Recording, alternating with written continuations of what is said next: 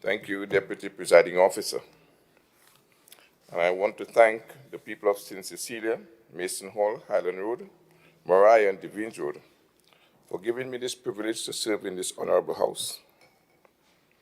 I'd also like to thank the Honorable Chief Secretary and the new Finance Secretary for this reprioritization of our budgetary allocation. A special thanks to my family who supports me.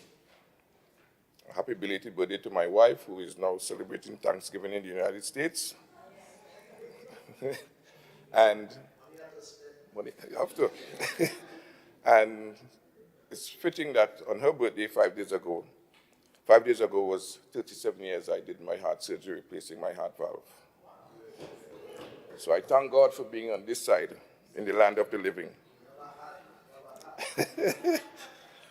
But while sitting here today, I'm looking at the pictures on the walls.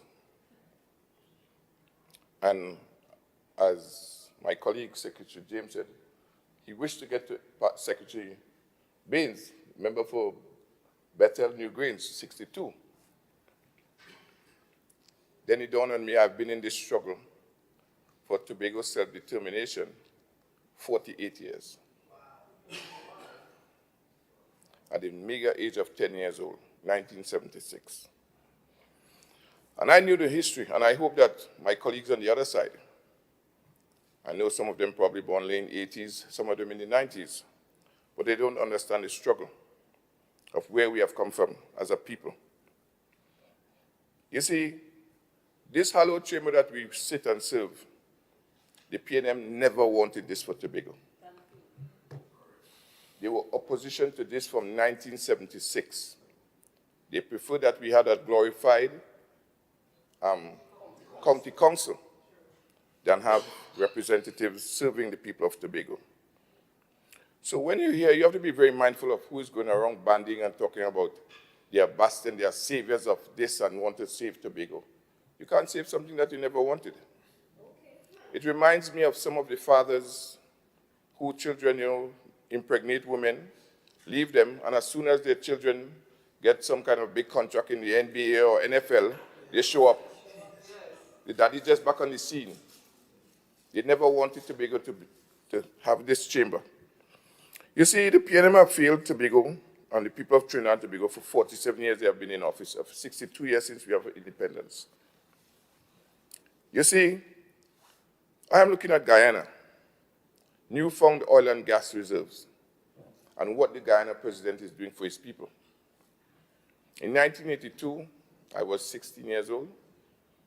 We had a oil find in Trinidad and Tobago. I remember it quite well because my brother started to learn trade. I was being paid $150 a day.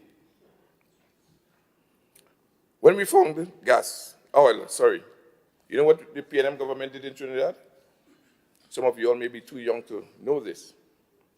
They went, instead of developing Tobago, they went and built stables for horses, air-conditioned stables. Air-conditioned stables for horses in Trinidad. And they were never completed. And Tobago left underdeveloped in 1982. This bill that they are taking to the Parliament is a facade to the people of Tobago and by extension Trinidad. This is just for a talking point to say that the UNC did not support Tobago getting internal self-government and the TPP, and they are stopping it from getting 6.8% of the budgetary allocation. Well, what is 6.8% of the budgetary allocation? From 1980 to 2001, Tobago was getting 2% or less of the national budget, 20 years. 2001 to 2024, 4.03. 2024 onwards, you want to give us 6.8, so what? You're only moving us by increments of 2%? That is what we deserve? And we always have to bend ourselves into pretzels to how to maximize and deliver the people of Tobago. It's the same thing the Honorable Hochoi Charles, the first Chief Secretary, did with Adan Bang, and everybody think was a fet. He was investing to make money for people of Tobago, because those times we used to get $300 million as our budgetary allocation. You have a document stating here that we fought for after the Black Power movement in 1970, giving us a high of 6.9%, and you're telling me we have to take what you're looking to offer to give us 6.8%? What I want the people, my colleagues on the opposite side to sit back and give a good thought to. 20 years or 30 years, you all are young. I'm a grandfather already. You all are young, you all have young children. What future will you be leaving for your grandchildren if you have 6.8 of a budgetary allocation of a dwindling resources of oil and gas? It's not about now. All of us on the way out. What about your grandchildren and your great-grandchildren that is coming behind? And Trinidad is enjoying 94%, will be enjoying 94% of the budgetary allocation. Let that sink in. It's not about you anymore. In the eyes of today's world, we are all old people. But I, like my colleague from Bagatelle Bacalet, if I could only sing, my song would have been by Mark Myrie, a.k.a. Buju Banton, I want to rule my own destiny.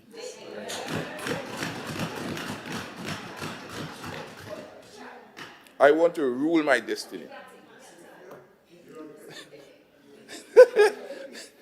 You see, when I look at those 4 pictures on the wall, the first 4, I saw persons who wanted to transform Tobago from the status quo where we were. My former vice principal, Somerville, London, just came and just handed back all we fought for 20 years. You see, the first time, you see this, I could speak like this. I couldn't wait to vote in 1984, 86. The first or second chief secretary of Tobago, the first time he took part in the democratic process is when he was a candidate himself. So when I was a young boy fighting for Tobago at 10 years old, he had no dealing with the democratic process or advancing Tobago's cause. Never fought for Tobago. As a student at Signal Hill, the sitting prime minister even sent police to lock me up. Mr. Robinson and Pamela Nicholson had to disguise me and get me out of Tobago. All standing up and fighting for Tobago. They spew their lies, but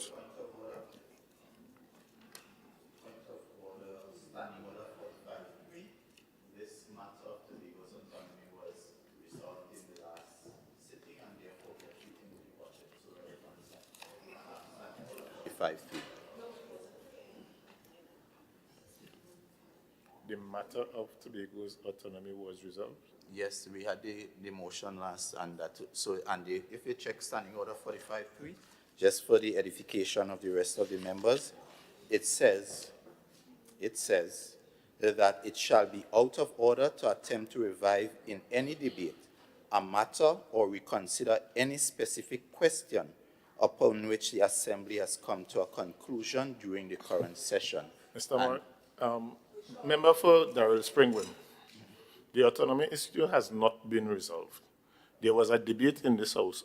Is it to say that nothing that was ever spoken about in this House could be spoken about again? No. Am I understanding that that is what you're saying? No. Members. Mr. Deputy Presiding Officer, the matter in front of us at this time is reprioritization and not autonomy. And therefore, the matter of autonomy was dealt with extensively at the last sitting. And so has many things, member for Darrell Springwell. So has members that I have seen you speak about currently about the member for Secretary James and so forth. I hold that that does not interfere with anything. Member, please continue your presentation. Thank you, Deputy Presiding Officer. You see, as my colleague, Councillor Boyce, just stated, this whole facade that they are running around the islands like chickens with their head cut off, trying to tell Tobagonians about 6.8%. That is not the real thing. The real thing that Tobago and Tobagonians have to study is the $171 trillion worth of revenue we have out in our waters. because that is the total calculation of all the oil and gas fields in our waters. $171 trillion worth. We have Grenada next door, finding oil and gas. Guyana south of us. But Tobago, as Secretary Craig, as the representative of Boko and Mount Pleasant said, or that anything north of Trinidad, it's not Tobago. Anything is Lambo, sorry. Anything north it belongs to Trinidad. How could that be? How could that be? Right now they are building pipeline, piping gas away from one field to the next. You go in Bay Hill in Mariah, that Secretary James and the infrastructure developer, and you could see them on night time taking out our patrimony. But yet we have these, my colleagues on the other side, having to sing this song from the hymn book from the handlers about taking 6.8%. 6.8% of what?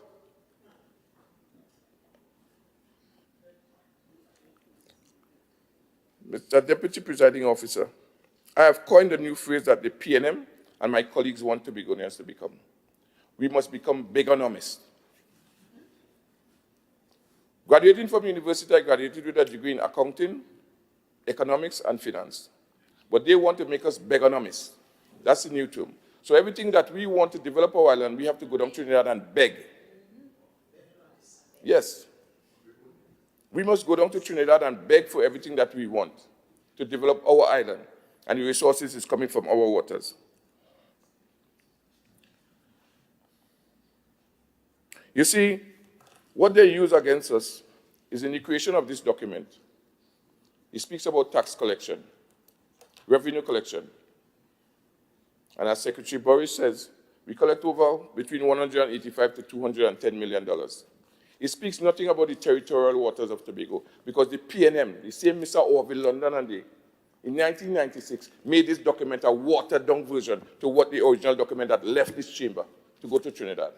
So that is how Tobago was never defined by free space. It only speaks. So every time you hear the Prime Minister talking about we only bring 200 million to the table, because it's what they're going by, what is documented in here. What about the air and sea space, the revenue that could be collected for Tobagonians?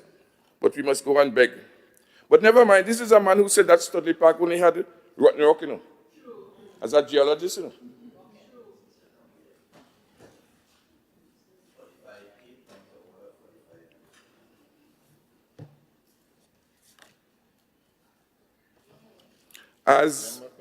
As my colleague once said, because I think that we were probably looking out of the same text in our presentation. But we are in an abusive relationship. We are in an abusive relationship with Trinidad. And as one of my colleagues said, it's collective responsibility. But it's high time there's some kind of arrangement, a change in the arrangement between Trinidad and Tobago. It is high time. We cannot go along the way with this arrangement. It is not working for us. If you're in an unhealthy relationship, it is always best to walk away or go or just move on. We cannot take this abuse anymore. I remember when the Ministry of Tobago was removed out of Tobago in 1977, you know. My first year in Scarborough Sec, I couldn't even ask my father for $1. In those days, $1 could have buy you a Domino biscuit and a sweet drinks. But my father had to take the money out of his pocket and, because he was a road supervisor, and assist those women who wasn't getting paid for 6 and 7 fortnights. That is the PNM love that you all want to let us hold on to. That is the love that we must hold on to. They have even moved the EU grant with the link road, as my colleague said before, to build Bayanara Promenade, the COVID grant, money from Hurricane Beryl. What more? What kind of, if that is PNM love, well, we ain't want a love at all on this side. And Tobago don't want a love there. Tobago got damaged by Hurricane Beryl, but we can't get the insurance money to help the people here in Tobago. Yeah. And you know what is bemoaning? It is the first time in the history, and it's not the first time I'm saying it here. We have 8 Tobagonians, 8 from the Prime Minister come back down to senators serving in the upper and lower house in Trinidad. First time in the history. and you want to give us $205 million for development. I, as Secretary for Housing, they gave me $2 million this year for housing. You know how much they gave the minister in Trinidad? $192 million for housing. And that doesn't include land settlement agency, who has another allocation. Last year they got $687 million for housing. I want that to sink into Tobagonians. $2 million they gave me for housing in Tobago. They gave me $4 million for grants program. And we have so much persons that are applying for these grants program. There's no money to develop. And I thank the Secretary for Finance and the Chief Secretary and the team for this reprioritization. Now that we could get some money to do whatever is needed in the division, we are hoping to get the housing off the ground in this PPP arrangement in order to alleviate some of the costs of Tobagonians. I wish we could have more money that we could pay for the infrastructure costs, so that will take the value or the cost that the citizens we have to pay. Because those townhouse units in Plymouth, they were constructed at a cost of $1,250,000. You know how much they pay them, subsidize it by? They took off $800,000 off those houses. But because the limited funding I have, we can't do no subsidizing for Tobagonians. There's no subsidy that we could put in. So I'm hoping that we could get some money from the Secretary for Finance to take away some of the infrastructure costs so that the cost of the unit could reduce for Tobagonians. This is how we have to think outside the box. So this was a much-needed initiative for Tobagonians and for young Tobagonians. You see, Mr. Robinson once said, if we as Tobagonians don't take control of our island, we will be beggars, we will become hewers of wood and drawers of water. In other words, we will become servants in our own land. The Chief Secretary spoke about taking losers and making them senators. Mr. Robinson spoke about it, yes. Streams flow into rivers and rivers flow into seas. When Mr. Pandey tried to appoint 10 or 11 losers into the Senate, give them senatorial position, and we have it replaying now, and they're growing young talking about they would love Tobago. Ask your colleagues in Trinidad. Ask your colleagues in Trinidad if the budgetary, the only one person in Tobago spoke about the budgetary allocation for Tobago is, what's her name? Maria Dillon Remy. Not one of y'all, not the representative for Tobago, East or West, running up here and infracting on the duties and responsibility of the THA. I was part of the PP government. I was the advisor to a minister. And I remember when we came to talk to Mr. London about Tobago Carnival, he told the Minister Peters that Minister Toppin cannot come up to his office. She has to stay down in the motor car. And today, the Carnival, thank God for this dispensation. The biggest event on this island is the Tobago Carnival. So we could have been recognizing this revenue or this go-to revenue since 2012. Since 2012. But refused. But what do you expect for somebody who never wanted something? If you never wanted something, you could fertilize it, you could make it grow. You have that vision. Madam Deputy Presiding Officer, I would say I would now go to the reprioritization in our division. And I thank the Secretary for Finance for allocating another $13.7 million to the division to assist in major projects.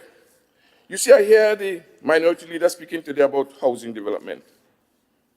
But because of this exercise, the same core land that you have lands from the THA, with this reprioritization, I could now complete the wastewater treatment and the lift station so that all the recipients, the 121 persons, could now construct their homes at Pollard.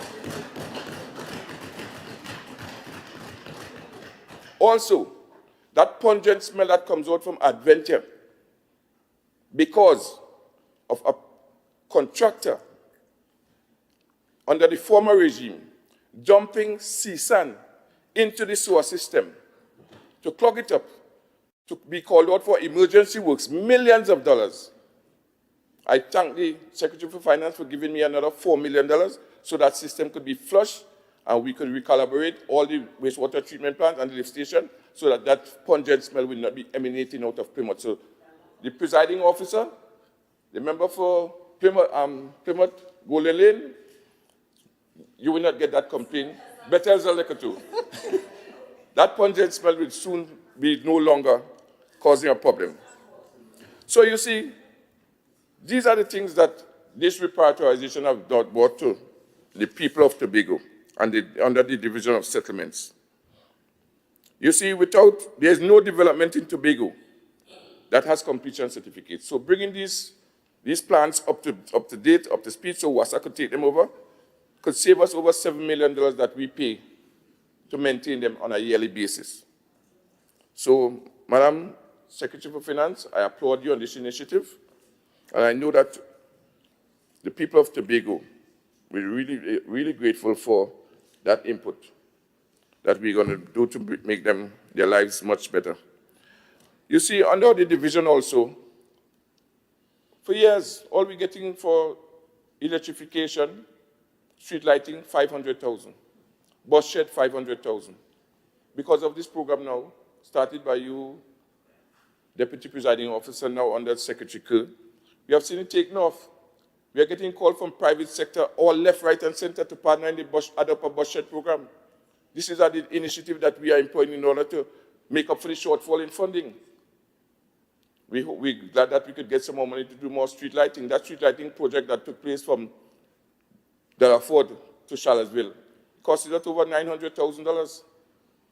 What about the stretch from Mount Dillon Hill to Castara, where most tourists flock in Tobago? We have electricity running, but there's no street lights. So these are projects that we have to undertake. The rest stops. We are working in partnership with Habitat for Humanity in putting 4 rest stops throughout the island of Tobago. Because when you head from the north side, after you leave that rest stop in Devines Road, the foreigners have to either go to someone's private home or use the bush. We are touting tourism. These are plans that we should have met in place before coming into office in 2022. Nothing was put in place, and we were boasting about clean, green, and safe and serene. So, Deputy Presiding Officer, like I said, I would not be long. I am elated of this reprioritization, and I'm hoping that I could have my private one-on-one to see if I could beg the Secretary of Finance for a little bit more money. The long and short of it, that is it of me getting the funding that is necessary to ease the lives of Tobagonians. And I know, I'd say, with this team, as Secretary Clark said, I am 100% committed in bringing much relief to Tobago and Tobagonians. And if we get the funding that we truly deserve, we will change the landscape of this beautiful island called Tobago, which would eventually become the greatest little island on this planet. I thank you.